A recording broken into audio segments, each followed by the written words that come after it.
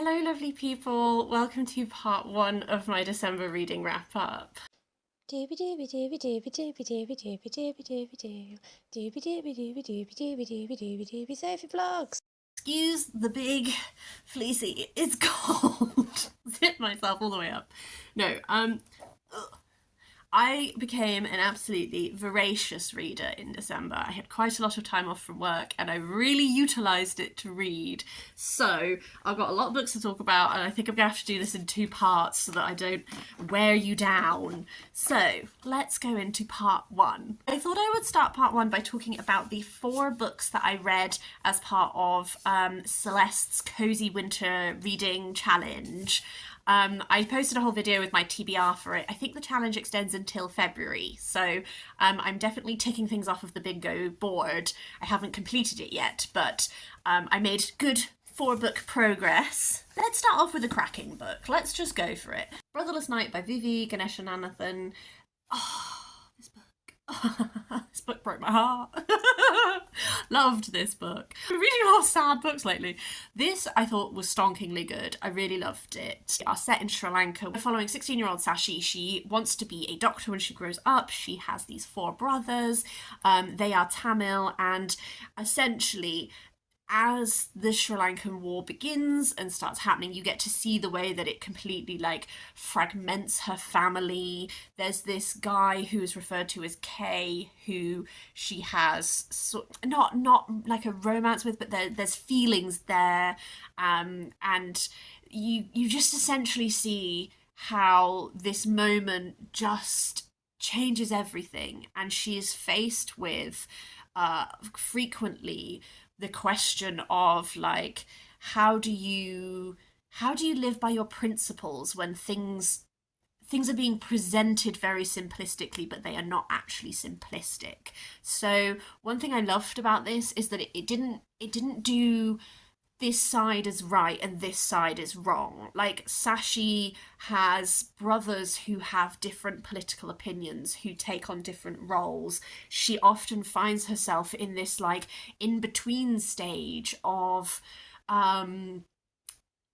sympathizing with these elements but disagreeing with these elements, and what do you do when these movements are becoming increasingly dictatorial and not allowing questioning and all this sort of thing. So I really appreciated the complexity that was explored there, particularly because Sashi is training to be a medical student. She often finds herself being ruled by the principle of if she can help someone, she will. And but she also increasingly, as this goes on, there becomes a focus on documenting and these stories that would otherwise be lost, preserving them, and being very thorough, almost quite journalistic in when you hear these stories, how do you go about verifying? And I guess there's an aspect in her narrative that is about witnessing, about seeing what's happening and seeing injustice on all sides, and even if you can't fix it, making sure it's witnessed, making sure it's seen, making sure people's stories are heard. I loved that aspect of it. I think the narration style I got on really well with, because a lot of it is she's an older person and she's telling you about this time of her life. And then there are these moments where she turns and it's like she looks at you. She moves from recounting the past to directly speaking to you with all of that knowledge of what is to come. And for me, that worked really well, because those moments, so they give you the hint of what's to come. They question. They remind you that if you were in this situation, what would you have done? They include you. They make you complicit in what's happening, in being an active witness to events. I just thought it was brilliant. I absolutely loved it. I don't know if there are any other works by this author, but if there are, I would love to read them. 2 middle grade books. Moominland Midwinter by Tove Jansson. You know me, been having a Moomin year. Really, really enjoyed this. This is that Moomin Troll wakes up in winter where all of his family is hibernating and he can't get back to sleep, and so he experiences winter for the first time. I thought it was magical and wonderful. I also gave this one 5 stars. I just thought that I think it really captured like a lot of the wonder of experiencing something you've never experienced for the first time. I really liked this sort of like winter people who he's never met because like they've never overlapped before, and he's like learning the ways of the winter people and what one does, and I just thought it was lovely, sweet and adorable. The other middle grade book by Ash, Oak and Thorn by Melissa Harrison, this was very sweet. I had more mixed feelings on this one. First of all, I hadn't realised that this is the first book in a series. I hadn't realised it was, I think it's a duology. I'm not sure I'm going to read the second book. I think what this one has in its favour is so clearly written by someone who loves nature. Following these 3 little creatures, and essentially like they wake up in spring after like their winter hibernation, and one of them is starting to disappear. And so they go on this journey to see if they can find the oldest of their kin that they know, to ask them if they know what's happening. And they have lots of little escapades. This love of nature runs so strongly throughout in a really gorgeous way. The descriptions of nature are lovely. The characterizations of different animals are really fabulous. This has a lot of like episodes in it, and I can imagine as a child like these episodes, like some of them are so exciting, like they go and they fly for the first time on birds. They have these deer agree to carry them, and like I think there was some really like magical little moments. The flip side is that I think that some of the episodes are like just less interesting than others. I don't think there needed to be as many. I think why I don't feel motivated to read the second book is that I don't think that this needed to be as long as it was. I think you probably, I don't know the story she's trying to tell in the second half, but I wonder if it could have just been one shorter book. Also, like, something that I liked at the start of this was this has a really strong vein running throughout it that is, I guess, like emotional identification, emotional learning, emotional education for children that I think is in itself lovely. I think where I feel a bit mixed on it is I'm not 100% sure on the audience age for this book, because the way that characters express how they are feeling, and particularly if they are having anxiety, anger, worry, that kind of stuff, is done in a way that is really great for young readers. Like this way of people interacting where like someone is like, I am feeling this kind of way, my body feels like this, so I think I'm feeling like this. And another character is like, what can we do? We could do this that could help you cope with those feelings. Like for young kids, that type of linking what you're feeling in your body, how you feel, like linking that to an emotional identification, linking that to, and if I feel that way, what do I do to soothe that? How do I make that better? Like, I think that side of it, wonderful. I think comparing that to some of the language used in this and some of the concepts and all of this kind of thing, some of that felt for a much older reader that wouldn't need that type of emotional identification, and in some ways might feel a bit babied reading it in this way. So I think that there is a lot of like love and gorgeousness put into this book. I'm reading it from a perspective of like, part of my job is like aligning with national curriculum and making sure that learning levels are suitable for ages and blah blah blah. And I think sometimes just reading this I was like, I'm not 100% sure what we're trying to appeal to here. There's like a mismatch there. By all means, very, very lovely. If you love like a nature focused, if you love like a little sort of soft, lovely exploration, great. The final book that I've read so far for the Cozy Winter Challenge is Daughters of Sparta by Claire Heywood.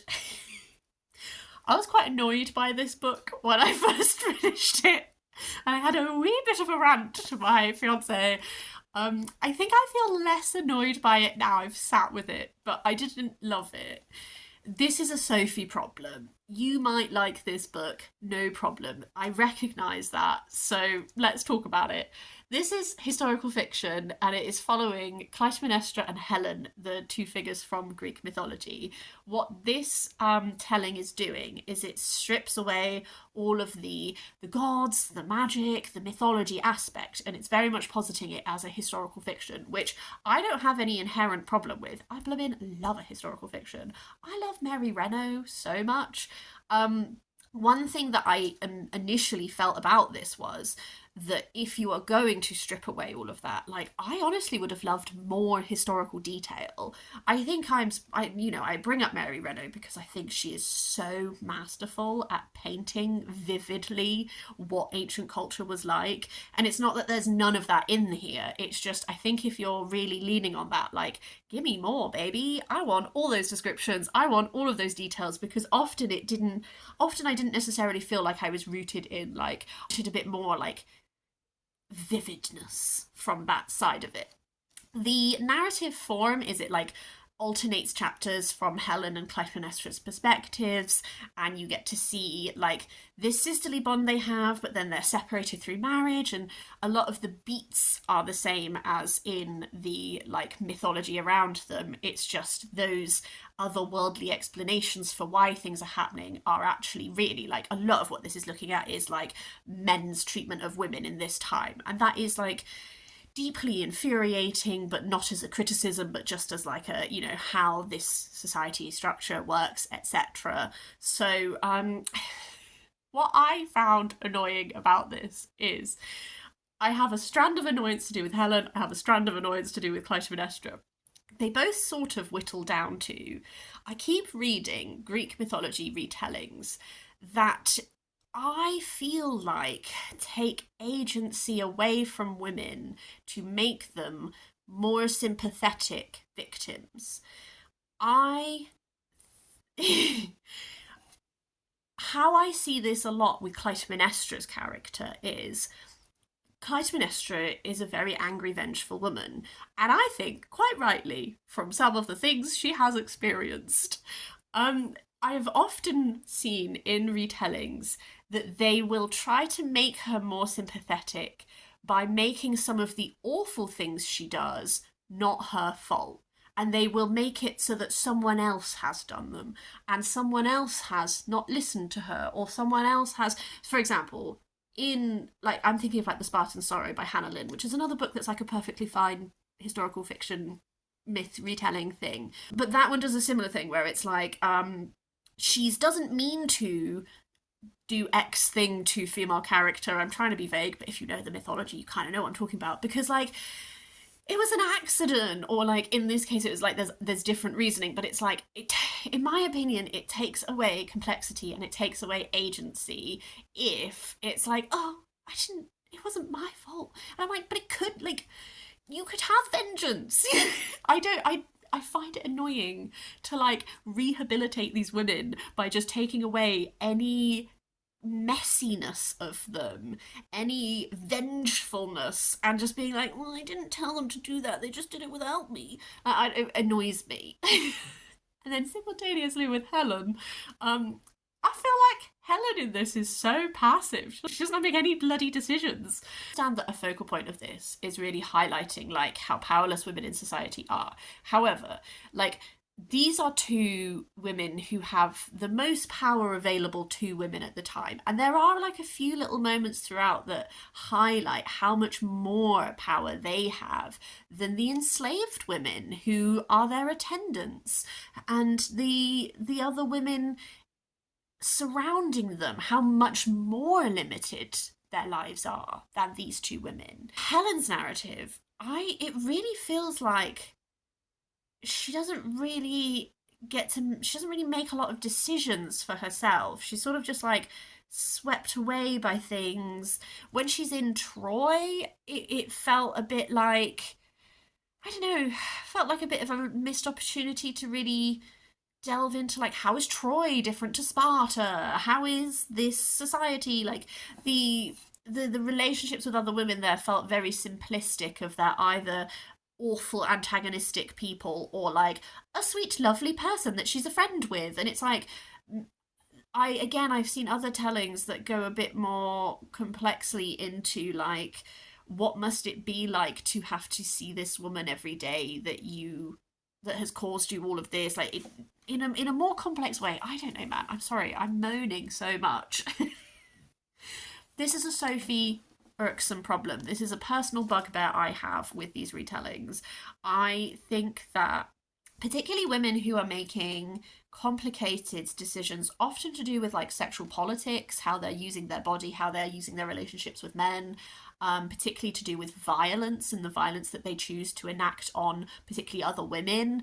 I think that it does a disservice to reduce all of that and to take all of that away and just have it be that this woman had no power and she didn't choose to do anything and all these bad things happened to her. That doesn't have to be a retelling of this figure from mythology. That could be a telling of a woman in this time period. But I find the decision and how frequently it happens with particular women in Greek mythology, I just find it quite strange to have chosen to use those women if you're not going to engage fully with like the complicated decisions that they made in this myth. If we're going to take all of that away, it's fine. Less complicated reckoning with the way that women can be complicit in acts of violence, can be complicit in the pain given to other women, and, you know, how these societies, you get forced to make difficult decisions, but sometimes you also choose to make decisions that are harmful to other people. And for me, that's something that I think is much harder to reckon with, but is that I'm more interested in having a look at. I don't know. I'm going to move on. I've talked too much. Talk about The Fifth Elephant by Terry Pratchett. I realised I hadn't read a Pratchett this year, and I was like, the year cannot end with this as the state of affairs. So I read The Fifth Elephant. Really thoroughly enjoyed, loved it. This is a City Watch book, so the Discworld series has sort of sub-series within it. I'm reading it all chronologically in publication order just because I've read random bits previously, and now I'm just going like the full thing. This involves Commander Vimes having to travel to Uberwald for the coronation of a new dwarven king, and he's having to act in his role as this like lord rather than as the City Watch commander, and do diplomacy, which he's not entirely comfortable with. And there's a lot of complex politics happening here. The king who's been chosen for the coronation has some controversy in other areas of dwarfdom. There is a vampire family who are very influential. There's a werewolf family who are very influential. There is there's crime happening, and we're trying to figure out like what is the end game, who is orchestrating it, that kind of thing.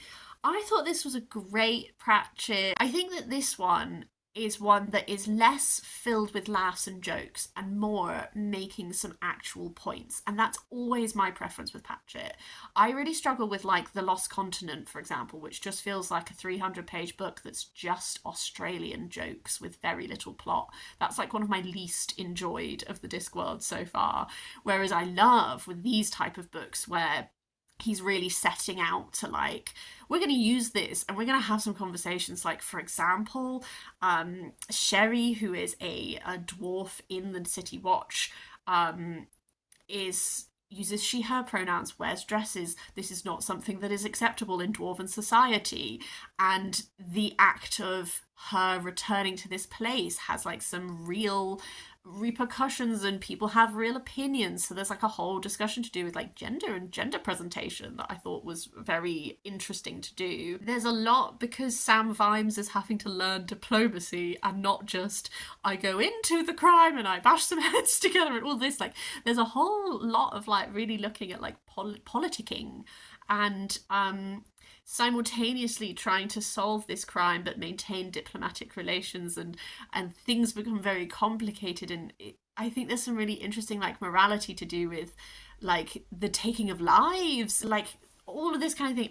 I think that this is doing really great, like, let's get into the weeds of it. And I love when Pratchett does it. That was probably wildly incoherent as a review, but TLDR, really enjoyed it. Let's do a non-fic, because I haven't done any non-fic yet. Wow.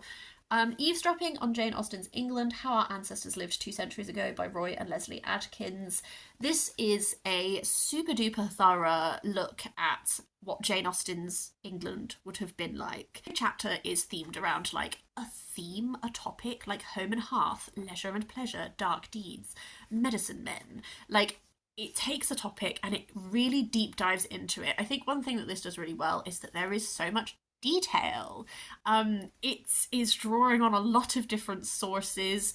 It is often drawing on Jane Austen as how things are portrayed in her books, the letters that she's writing with family, like how do these topics relate to Austen, but then also how did these topics manifest in society at the time? And that draws from so many different sources that I feel I just really enjoyed. Like, as I was reading it, I was like, oh, the depth of detail here is like really strong. I think how this is marketed is like, oh, you won't realise how troubled the period was from reading Jane Austen, whereas actually, like, they're really engaged with Jane Austen's work and they show you how, like, sometimes some of these topics are present, but they're just in the background.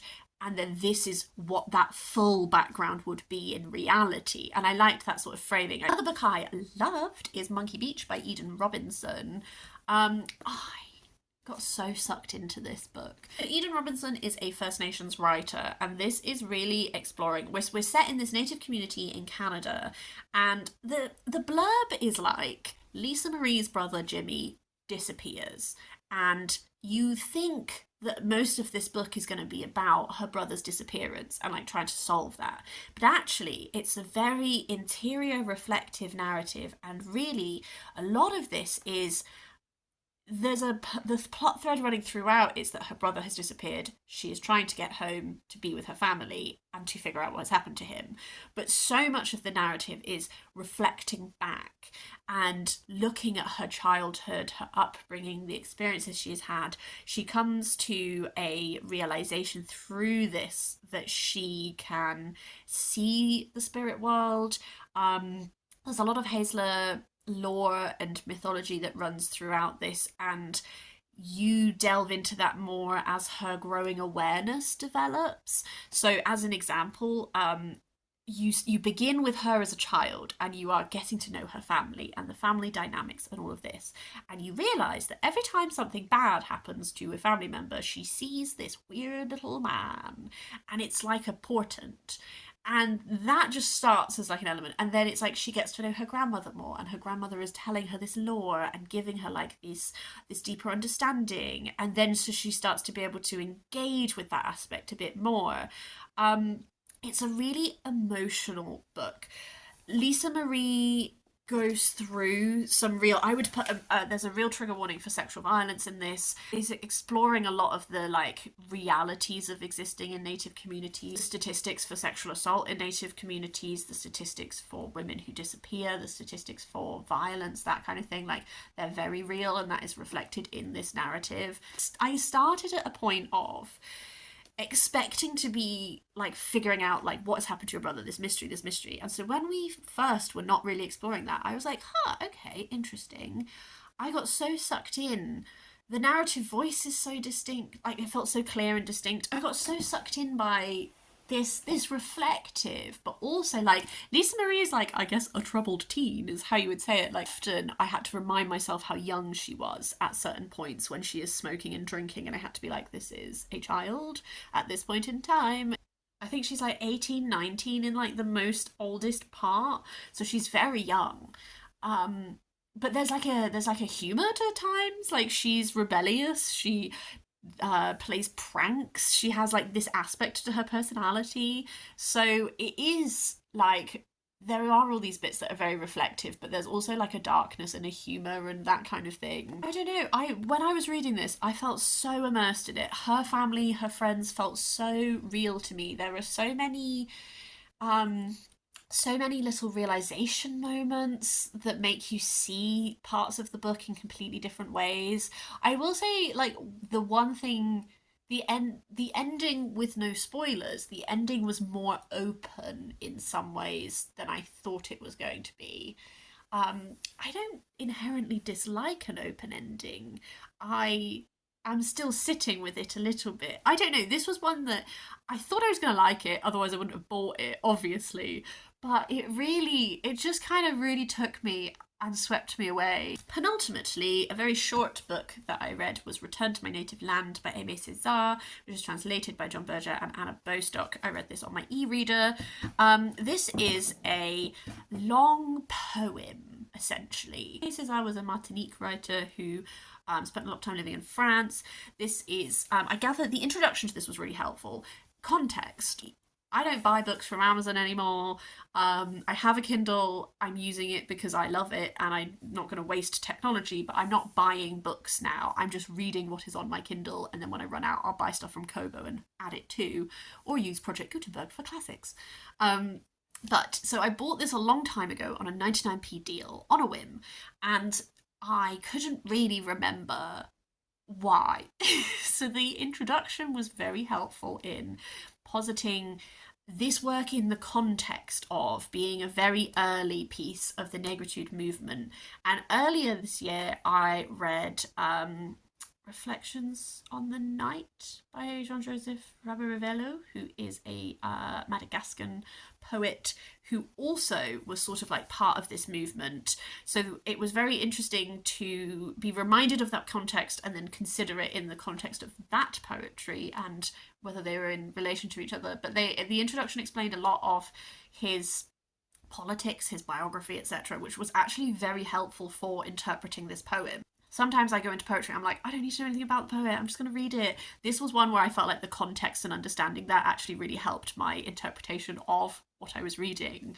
The poem like changes form quite a bit throughout. You'll have bits that are almost like prose, and then you'll have like a very like short lines going down stanzas, and I felt that there was some very visceral imagery in this. There was some very sections that were really to do with like, I guess, like the grime of life.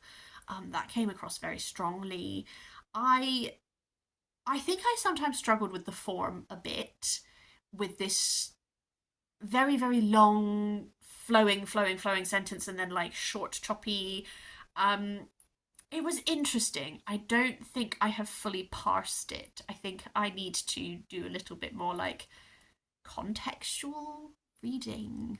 But it was an interesting read. I think I'm still, like, this was the last book I read of the year, and I think I'm still, like, in my processing stage. But the final book for this part one wrap-up, I will just very briefly talk about, because I also don't really have much to say about it, is Cezanne by Richard Verdi. This is part of this World of Art series that I've read a couple of books from that just do, like, introductions to artists or movements or that kind of thing. I didn't really know anything about Cezanne's life, to be honest with you. He was not one of the Impressionists that I was particularly knowledgeable about. This did exactly what it set out to do. I understand the biography of his life.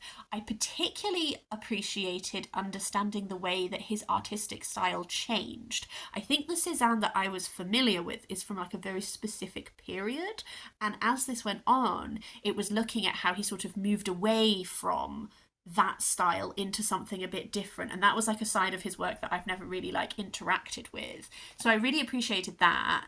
And he had a very close relationship with Emile Zola, and I've never read any Zola, but like that relationship was interesting because it was like they were very, very close, but they also like didn't wholly approve. Like Zola would like publish things and Cezanne would be like, I don't like it. That was interesting. So this is, and also I will say, lots of pictures throughout. This one had more, it has quite a lot that are black and white, which is, I guess, a bit of a shame. But there are like these sections that do have like full colour, which I do appreciate. I have no idea why the decision was made for some and not others, but hey ho. Yes, did what I wanted it to do, was interesting. I think the World of Art series, I see a lot in charity shops, which is why I have been picking them up, because like this was £1 from a National Trust charity shop, and they're very much like delivering that level of introductory that I wanted. That's everything for part one. I will stop waffling at you because I have to now immediately go and film part two. In the meantime, hope you're having a lovely day. Hope that December reading treated you well. Did you manage to do anything, get any good like Christmassy reads in? Do let me know. Hope you're having a lovely day, and I will see you next time for maybe part two, maybe something different. We'll see.